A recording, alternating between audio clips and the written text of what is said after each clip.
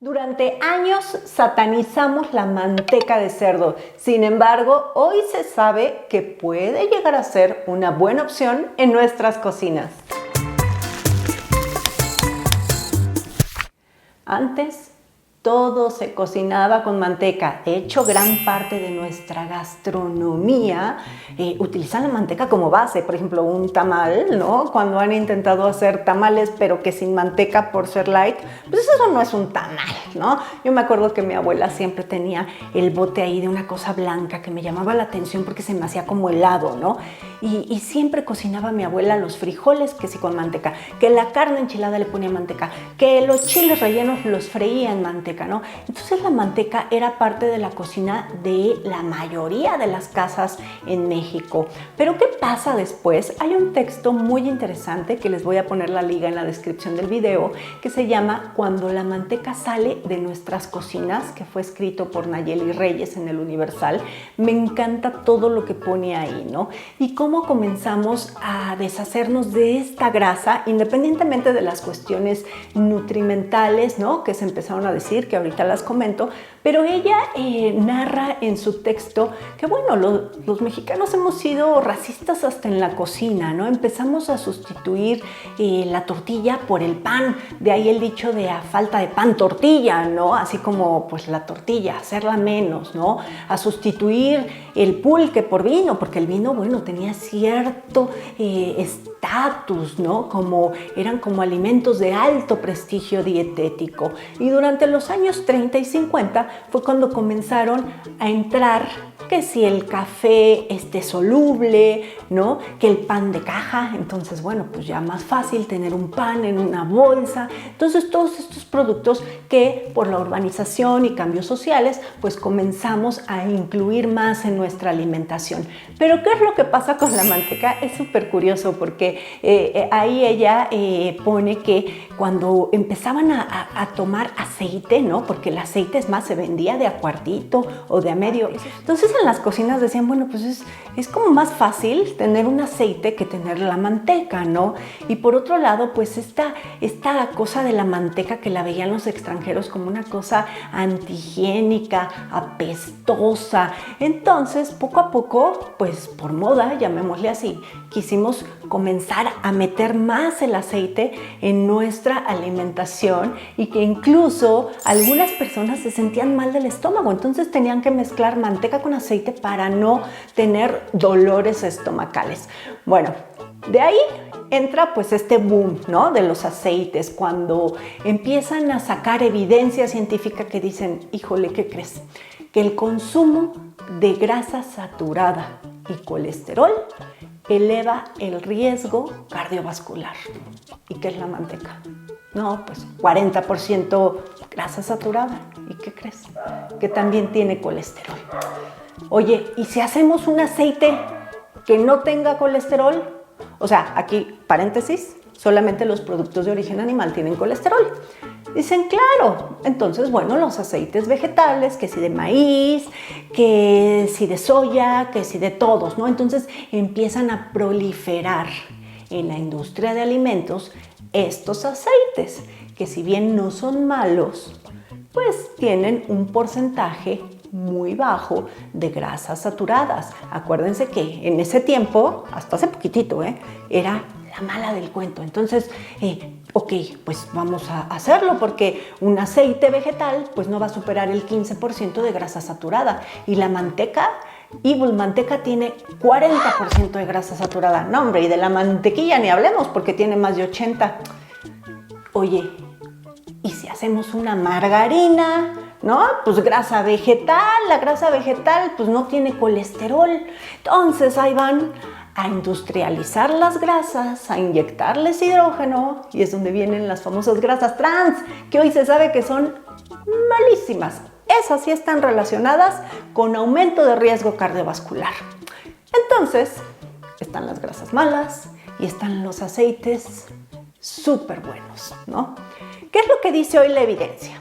A ver, número 1, para elegir una grasa para cocinar, no solamente te tienes que fijar en la naturaleza intrínseca de la grasa. Es decir, hoy se sabe que las grasas saturadas, sí, tenemos un límite, no más del 10% de nuestras calorías deben ser de ese tipo de grasas.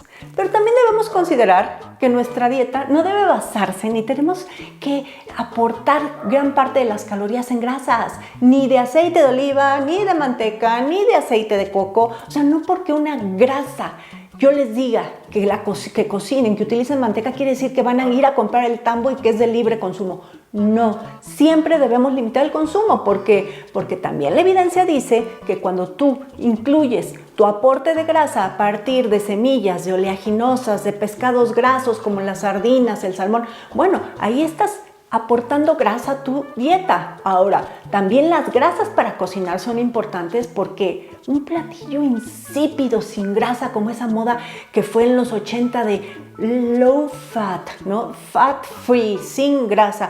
Pues creo que hacían unos productos industrializados espantosos en los que para quitar hay que poner. Entonces, ¿qué empezaron a poner? Gomas, azúcares. Entonces empezamos a llenarnos de azúcar y nuestro paladar empezó a acostumbrarse a cada vez más y más dulce. Y díganme ustedes, ¿cuál es el problema actual de salud que tenemos? No son las grasas. Al final del día, hoy esa teoría de que consumir colesterol aumenta tu colesterol y que incluir grasas saturadas a tu alimentación también es muy malo. No, hoy la leche entera se sabe que es más saludable que la leche light. Hoy se sabe que la manteca de cerdo es una mejor opción en nuestra cocina. ¿Por qué? Porque no vas a incluir aceites que han pasado por un proceso de refinamiento extremo en el que han perdido muchos antioxidantes, muchos nutrimentos, muchas vitaminas. Al final del día, la manteca de cerdo es una manteca más, odio la palabra, pero natural. Entonces, a ver, regresándonos. La grasa para cocinar. ¿Cómo elegir un aceite o cómo elegir una grasa en tu cocina? Número 1, sí, ok, esta parte intrínseca de saturados e insaturados. Pero ya les dije que no es lo único, porque hay que fijarnos también en un punto ahí que seguramente lo han escuchado por todos lados, que es el famoso punto de humo, ¿no? Esto es qué tanto una grasa tolera el calor, porque hay grasas que con el calor empiezan a producir compuestos tóxicos. Entonces, lo ideal, pero esto en cualquier grasa, es que el aceite no llegue a producir humo. Y hay distintos puntos de humo según el aceite. Entonces, hay que fijarnos en eso. En el caso de la manteca tiene un punto de humo alto, por eso se considera una buena grasa para freír. No solamente es entonces ni la naturaleza intrínseca, o sea, si es grasa saturada o insaturada, tampoco solamente es el punto de humo, sino aquí viene otro punto muy importante que es la estabilidad oxidativa. Es decir, estos aceites que también con el calor, aunque no lleguen al punto de humo, pero con el calor se oxidan y también producen compuestos tóxicos a nuestro organismo. Entonces, de ahí que también la manteca es una buena opción porque tiene una buena estabilidad oxidativa. Y finalmente tenemos que considerar qué fin le vamos a dar a la grasa. No es lo mismo hornear unas galletas que prepararte un huevo o hacer unos frijoles refritos. Ahora, puntos importantes. El que yo hoy esté recomendando la manteca de cerdo en sus cocinas no quiere decir que es a libre consumo. Todos los aceites, oliva, aguacate, maíz, canola, manteca, el que me digan, aportan 9 kilocalorías por gramo. Es decir, una cucharada de cualquier grasa son 120 kilocalorías. Entonces, bueno, eso nada más para considerarlo. Siempre debemos de consumirlas con moderación. Ahora, también, ojo, no estoy recomendando la manteca vegetal, es así cruz, ni las margarinas. Estamos hablando de la manteca de cerdo. Y muy importante porque de repente en las carnicerías la venden ya como muy quemada. Entonces eso tampoco es bueno. ¿Cómo tiene que ser una manteca? Insípida, incolora.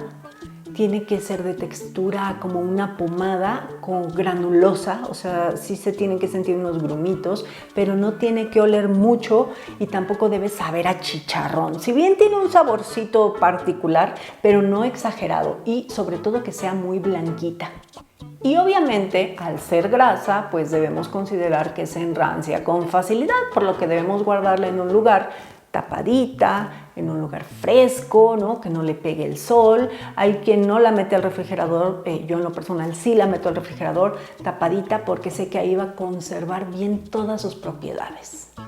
Bueno, pues espero que con este video le dejemos de temer a las grasas. En Instagram lancé la pregunta si cocinabas o no con grasas. Me sorprendió que la mayoría dijo que no, pero también me sorprendió gratamente que me dijeron que no, número uno, porque no sabían cómo utilizarla. Ese puede ser otro video. Número dos, porque creían que es mala. Ya hoy les expliqué y también les voy a adjuntar evidencia en la descripción del video. Recuerden que todo lo que yo digo en este canal no lo digo yo, ni es lo que yo creo, es lo que la ciencia nos ha explicado en los últimos años, en los últimos días. Por tanto, si bien la podemos tener en casa, no es recomendado que estemos ponle manteca a todo. Acuérdense que hay que perderle el miedo, pero no el respeto. Si te gustó este video, compártelo, suscríbete y recuerda que el bien comer es un placer.